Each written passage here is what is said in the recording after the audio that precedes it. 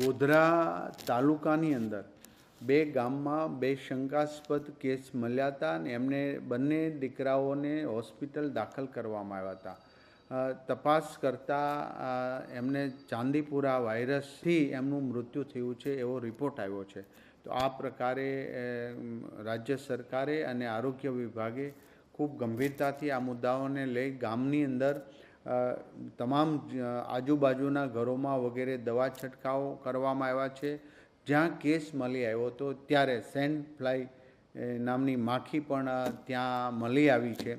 તો આ માટીના કાચા મકાનોની તિરાડની અંદર આ માખી રહેતી હોય તો એમના માટે પણ દરેક જગ્યાએ આજુબાજુના ઘરોમાં પણ દવાનો છંટકાવ કરવામાં આવ્યો છે। અને 2024માં જે ચાંદીપુરા વાયરસ જે જિલ્લાઓમાં આવ્યો હતો એ ગામોમાં પણ આજે સર્વે કરવામાં આવ્યું છે। અમારી બે ટીમ મેડિકલ કોલેજની બે ટીમ ગોધરા બંને ગામોની અંદર સર્વે કરી રહ્યા છે, ત્યાં તપાસ કરી રહ્યા છે અને શંકાસ્પદ કેસ હોય તો એમનું તુરંત જ ઈલાજ માટેની સલાહ પણ અત્યારે હાલ પૂરતા આ બે બાળકોના પોઝિટિવ આવવાથી મૃત્યુ થયા છે, જે ખૂબ જ દુઃખદ ઘટના છે અને આરોગ્ય વિભાગે ખૂબ ગંભીરતા લઈ ત્યાં તપાસથી લઈ આજુબાજુના ગામોમાં તપાસ યાની કે કેટલા પેશન્ટ છે શું છે એ બાબતમાં હાલ પૂરતા બીજા કોઈ આ બાબતના ચાંદીપુર વાયરસના ક્યાંય કેસ પ્રાપ્ત થયા નથી। ગભરાવાની જરૂર નથી,